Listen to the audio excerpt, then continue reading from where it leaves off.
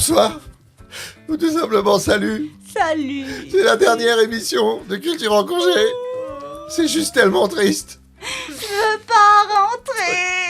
Alors, essayons de passer ces 20 dernières minutes ensemble de la plus belle des manières. Et on va finir en ayant non pas un, non pas deux, non pas trois invités, mais 4. Et ça, c'est beau. Surtout, c'est le principe de base de l'émission. Voilà. Exactement. C'est pour ça qu'après, quand j'en ai parlé, je dis ouais, 3, 4. Toujours plus. 4, it is not tout à fait possible. Donc, aujourd'hui, nos 4 invités. Nous avons nos 2 superbes muses, Jade et Amandine. Salut. Nous avons notre guerrier, le formidable Spartiate, ADD. Baston. Et nous avons l'empereur qui nous fait la faveur de son auguste personne, Clément. Bonjour. L'empereur des spaghettis. L'empereur bolognaise. L'empereur Buitoni. Buitoni. Bonjour maintenant. Et pour finir cette saison de culture en congé, on va terminer sur une note quand même vachement moins, en exagérant, culture que les 2 dernières émissions qu'on a eues où c'était saqué putain de merde, si je peux me permettre. Le thème sera Disney, partie 2. Eh bien, du coup, je vous propose qu'on y aille. J'ai eu un petit temps mort, je sais pas. La fin des vacances, c'est normal. La nostalgie, tout ça. Haïssez-nous. La la la la la la la la la la la la la la la la la la ta ta. Elle est chiante celle-là parce qu'elle reste. C'est comme un petit oiseau. Non, une seule. Hein. Allez, première question les enfants. Quel château apparaît sur le logo de Walt Disney ? Château allemand. De la Belle au bois dormant. Bonne réponse de Jade. Il s'agit du château de la Belle au bois dormant. Ah bon, c'est pas le château du parc Disney C'est moi la princesse de la sieste. Vous vu comment il est l'Auguste ? Château allemand. Période Renaissance, Histoire directe. post-chopinesque. Alors, situé donc... alors, le château de la Belle au bois dormant qui est situé au centre de Disneyland Park et l'icône donc, de Disney, cette version est basée sur les châteaux européens. Alors, quelque part, château allemand, ça marche. Et c'est plus précisément... Mon Dieu, mais en fait, il a raison, j'avais pas lu mes notes. M'en fous, c'est moi qu'on a applaudi. No, château. Ah, j'ai oublié le nom. Oh, mais il est très fort. Et plus précisément, celui de Neuschwanstein en Bavière. Frischnachen. Bah, C'est ça un s'écrit... festival de bière, Ça ça, non? s'écrit Neuschwanstein. Neuschwanstein. Voilà. Bravo, en tout cas. Bravo l'un et l'autre, au final. Ouais, parce mais j'ai qu'effectivement, plus château allemand, bravo, franchement, très fort, c'est fou. Hein. Question suivante. Quel acteur prête sa voix à John Smith dans la version originale de Pocahontas ? Est-ce qu'il est blond ? Il l'a peut-être été au moins une fois dans sa vie, mais normalement... nous, on le connaît pas blond. Donc on cherche un acteur américain. Tout à fait. Est-ce qu'il est beau gosse ?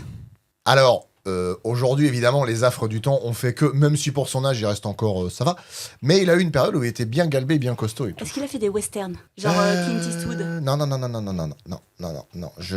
j'ai pas de western dans sa filmo. Ah, il y en a un qui pourrait compter comme un western. Kevin Costner. Les 7 salopards ? Non. Non, c'est pas ça le western. Qui non, non, pourrait c'est pas- non, être un western. C'est pas ça. Il est toujours en vie, Ah oui, toujours, oui. Jack Nicholson. Non, dans les années 90, il avait, entre 35 et 40 ans, cet acteur-là, peut-être plus 40, à la rigueur. Est-ce qu'il a fait un James Bond ? Non. Il a fait quel type de film ? Oh, il a fait un peu de tout. Il a fait des thrillers, il a fait quand Rocco même Siffredi. pas mal de films d'action. Pour un Disney. Il a tourné avec le Mexicain.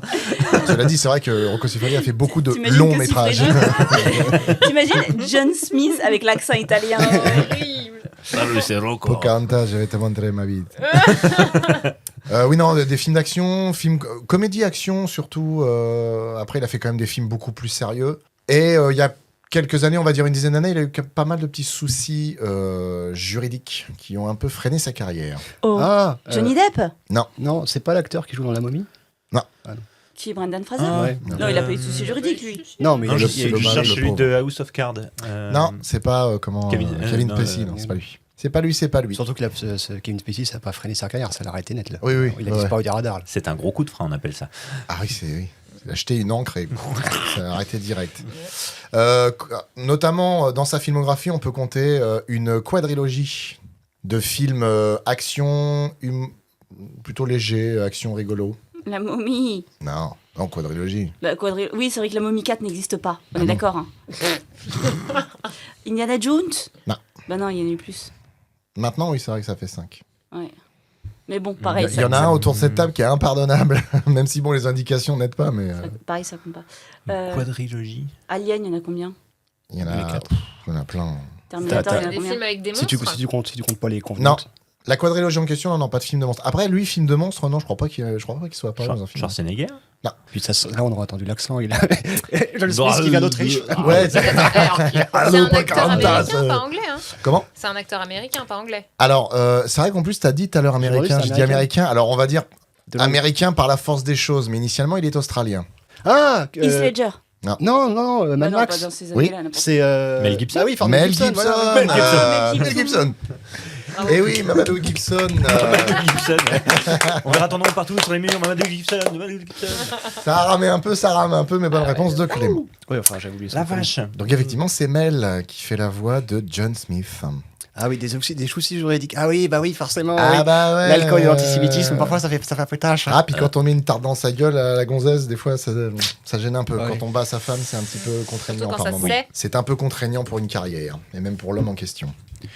Question suivante. Dans quel dessin animé peut-on voir une adaptation d'un poème de Goethe? Oula. Ah, celle-là, T'en bouches à quoi, maintenant? elle est saquée. La Belle au bois dormant.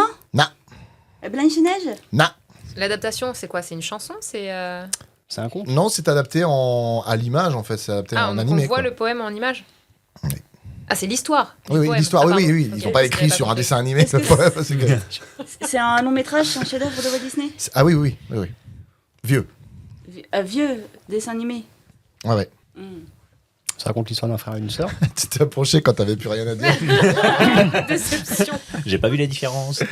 Pardon, Il y a un frère et une sœur dans l'histoire. Non, pas du tout. Il y a un personnage qui est immensément connu, qui est plus ou moins l'aventure de Disney, et un autre qu'on Mickey voit très peu. Mouse.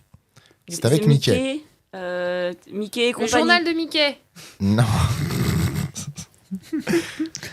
Starmania. Les 4 caballeros. Starmania. Non, pas Quoi Starmania. Ah, les trois mousquetaires. Pourquoi Ah non, j'ai- c'est Ah, c'est c'est Dumas, c'est attends, pas c'est Goethe. Dumas. Tu tiens quelque chose, Mais Adélé. oui, Tu oui, tiens oui, quelque oui, chose. bordel de- Il a dit Starmania. Bon, il est bourré. Oui, non, mais... non, mais. Fantasia. Fantasia. Ah, Bonne réponse. Ah, merde. Bonne réponse d'Amandine. Merci à Adélé. Alors, effectivement, c'est dans Fantasia, C'était dans le- le segment L'apprenti sorcier, Mais ça, c'est les 30, qui 40. utilise le scénario du poème Der Zovan, écrit en... J'ai pris espagnol quand j'étais au collège, ok. Écrit en 1797 par Goethe, récit lui-même fortement inspiré d'une œuvre de Lucien de Samosate et Bon, de les la samosas. musique... Pardon? C'est bon les samosas. Petite parenthèse. Et la musique de l'apprenti sorcier de Paul Dukas. Question suivante. Quel personnage, qui devait à l'origine mourir empoisonné avant d'être ressuscité par une chanson, semble mourir dans l'explosion d'une bombe et réapparaît comme si de rien n'était dans le dessin animé? Waouh, une bombe. Waouh. Donc un personnage dans le dessin animé qu'on connaît, soi-disant meurt dans l'explosion d'une bombe, mais en fait pas tellement. C'est plus un défaut un peu, enfin pas de conception, mais je veux dire, il y avait une scène prévue, ils l'ont pas faite. Mais dans le scénario original, elle devait, enfin non pas dans le scénario original, mais dans l'œuvre originale dont c'est adapté, elle devait mourir empoisonnée avant d'être ressuscitée par une chanson. Par une chanson. Ouais. Est-ce que c'est un dessin animé très récent? Non. Non, pas très récent. Non, non, C'est un conte médiéval, l'histoire plus tard. 19e siècle. Il y a un personnage Dans ces principal. eaux-là, je crois. ou un- Attends, un- mourir. Ils sont C'est- plusieurs. Ah, je vais dire de la merde parce que moi, en plus, je suis une quiche en Disney parce qu'en plus, je mélange parfois les Disney et les autres studios. Oh, tu peux pas faire pire que moi avec Starmania, t'inquiète pas. Mourir empoisonné, c'est pas la fille de l'empereur de Russie? Non. Non, bon, Ah, Anastasia. Anastasia. Peut-être. C'est pas un Disney, Est-ce ça en que c'est plus. des C'est une humains? chanteuse. Si. Pas vraiment. Enfin, non, disons que c'est humanoïde, mais c'est pas un humain. Ils sont zoomorphes, c'est ce qu'elle a dit. Non, c'est pas zoomorphe du tout. Ça ressemble à un humain, c'est plus ou moins un être humain, il y a Wall-E. juste un petit truc en plus. Wally, c'est pas Disney. Non, c'est Pixar. Pixar. Enfin, c'est Pixar. Elle Après, a un concrètement, chromosome en c'est Pixar plus. Disney. hein, Je sais. mais c'est vivant. C'est vivant, c'est un être vivant. Ça ressemble très pour trait à un être humain, il y a juste un petit truc en plus. 40 cm. 40 cm. Pas un petit truc en plus. Hein. C'est les Zavata. Attends. Il y a un personnage principal ou ils sont plusieurs? Alors, il y a un personnage principal dont le dessin animé et l'œuvre littéraire portent le nom. Mais là, c'est pas le personnage principal qui meurt. C'est un personnage qui le suit partout. Ah, c'est un personnage qui le suit partout qui Ouais. meurt. Ouais. Qui en est même amoureux. Peter Pan. La Il a clochette. fait Clochette. La fée Clochette dans Peter Pan. Bravo, Amandine. Donc la fée Clochette, dans le roman, devait initialement mourir empoisonnée. Et après, c'est Peter Pan qui devait la ressusciter avec une chanson. Sauf que, en fait, ils ont décidé de faire un truc un peu différent. Et dans le dessin animé, on voit que, parce que Crochet met une bombe, la bombe explose, et on voit une très faible lumière. Peter Pan fait ses excuses parce qu'il a été un peu rustre avec elle. Et au final, elle revient, comme si de rien n'était. Parce que c'est magique. Ouais, Parce que c'est une fée. c'est Ils magique, se sont ta rendus gueule. compte surtout que Hitler chantait tellement mal que du coup, ils ont préféré pas faire la chanson. Question suivante. Et encore, je crois... Non, je me corrige, ce n'est pas dans l'œuvre en question, parce que je ne suis pas tout à fait sûr pour le livre Peter Pan, mais je crois que c'est initialement ce que Disney devait faire. C'est-à-dire que pour le dessin animé, il devait y avoir l'empoisonnement et ensuite ressuscité par une chanson, ce qui est cohérent vu qu'il y a des chansons partout dans Disney. Oui. Question suivante. Pourquoi la fête donnée par les dieux de l'Olympe dans Hercule est une erreur mythologique? Tu peux répéter le début de ta phrase, s'il te plaît? Parce Pourquoi? que dans la mythologie grecque, Hercule n'est pas du tout le fils de Zeus et Héra. C'est le fils de Zeus et d'Alcmène. Et du coup, il fallait cacher l'enfant, enfin l'infidélité de Zeus. Le bâtard. C'est tout à fait ça. Et de base, il s'appelle Alcide. C'est moins cool. C'est moins vendeur. Hercule. Et puis, on l'appelait Héraclès, la gloire d'Héra, pour essayer de tempérer un petit peu la colère d'Héra. Et il vivait sur les pentes d'un volcan, c'est pour ça qu'on l'a appelé Alcide sulfurique. Effectivement, c'est une très bonne réponse de Jade. Donc oui, au final, étant le fruit de l'adultère entre Zeus et Alcmène, en fait, ça a venu du coup dans la petite fiesta là. Enfin, même c'est même pas sa venue, c'est le fait qu'il est petit, il est là, tout le monde le présente effectivement. Ça provoque un petit peu, en théorie, la discorde. Ça a venu à provoquer dans le récit la colère de Junon, l'épouse de Zeus, et loin d'être appréciée par les dieux, Hercule dut au contraire accomplir ses 12 travaux pour pouvoir faire admettre son rang. Et ce serait très cool de voir les vrais 12 travaux d'Hercule dans un film. Dans un culture avec un G, pourquoi pas? Oui, c'est vrai, mais ça pourrait être sympa aussi. Ouais, il y avait le film avec The Rock, comment il s'appelle? Oui. Et où oui, il oui. avait incarné Hercule. Hercule. Hercule, ouais, c'est ça, ouais. Et il y en avait un autre avec un mec de Twilight qui était terrible. Hercule, c'était une catastrophe cette année-là. Cette année-là. Tam, tam, tam, tam. Il chante tout le temps. Non, la Bah, c'est thème Disney. On est pardon. thème Disney. Faut que j'ai un machin pour les chats, là. On se calme. Ouais, sauf que nous, on essaiera de choper le jet. C'est vrai, si je mets du pastis dedans, ouais. Question suivante. Quelle attraction les studios Disney a inspiré une série de films qui a engrangé jusqu'à 4 milliards de dollars et demi dans le monde? Au moins, je sais un truc, Pirates des Caraïbes. Pirates des Caraïbes. Bonne réponse de Clément et de Jade. Bien joué. Au moins, je sais ça. Ça me rappelle du coup le fait que Yo ho yo ho. un ancien pote de quand j'étais au collège, que j'ai revu des années après, disait ouais mais Pirates des Caraïbes, depuis que Disney ils s'en sont occupés, c'est nul. Les premiers films étaient bien. J'ai dit, alors comment te dire que les premiers films dès le départ c'était Disney. Du coup, donc si tu les trouves pas bien, c'est que du coup Tu ils peux étaient donner pas le bien nom dès de le cette personne? Non. C'est ça son nom? Non mais c'est vrai, non, en plus Son nom est personne. Un mec que j'ai connu quand j'étais au collège, il était jeune. Et j'étais maigre. On y va. Question suivante. Jusqu'en 1946, qui prêtait sa voix à Mickey en version originale? Walt Disney. Très bonne réponse de Clément. Eh ben, heureusement que t'as une quiche en Disney, toi. Hein. Bravo. Effectivement, c'était Walt, qui était phobique des souris. Ah bon? Ouais, il avait peur des souris. Je dis, il était phobique des souris. Ah bon? Ouais, il avait peur des souris. Au cas où. Jusque-là, ça reste relativement Non, mais du logique. coup, est-ce qu'il a créé, enfin, est-ce que son égérie, qui, du coup Mickey est une souris, c'était pour défaire un peu cette peur? Je me rappelle plus exactement l'histoire, parce que je crois qu'initialement, ça devait être autre chose. Et en fait, il s'est porté sur la souris, mais il y a peut-être, oui, sûrement une question de... J'ai essayé de vaincre le truc, Dr Freud. Question suivante. Du point de vue technique, quelle particularité a le dessin animé La Princesse et la Grenouille? Il n'y a pas d'ordinateur. Ça a tout été fait à la technique traditionnelle, crayonnage, couleur, animation et tout. C'est une excellente réponse de Clément, bravo. Bravo. Effectivement. Donc le film a été fait en 2D. Il a été dessiné à la main. Ça a été fait à la demande de John Lasseter, l'ancien patron de Pixar, qui à ce moment-là était directeur créatif chez Disney. Et Disney pensait que en fait, les animations 3D, c'était uniquement ce que voulaient les gens et que la 2D, fallait complètement laisser tomber.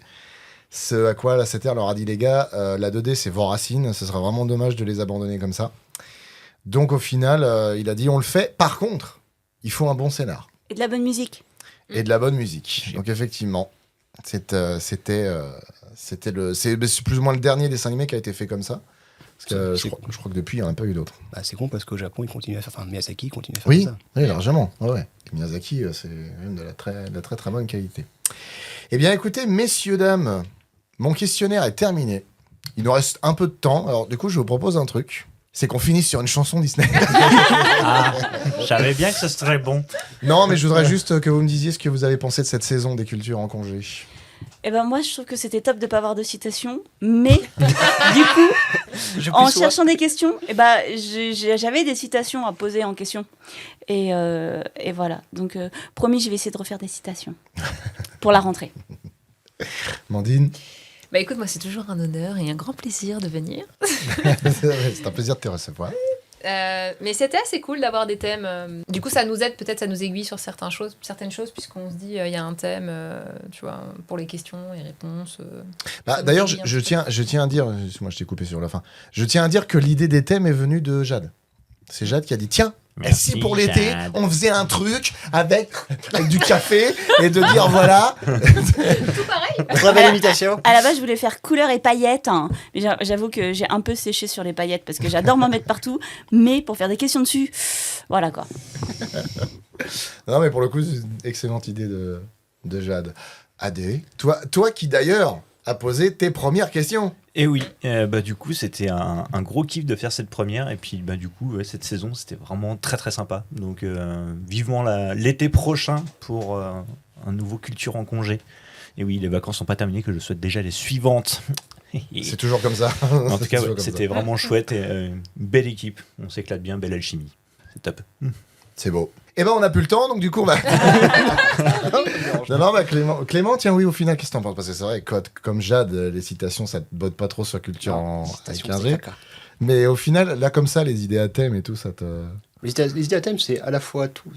À la fois, parfois, ça peut avoir une avalanche de questions et après, ça peut t'enfermer aussi dans quelque chose. Oui. Moi, il y a des questions, je me suis retrouvé en mode ouais, mais ça va, j'ai pas envie de tourner en rond non plus. Je suis pas très doué pour ça.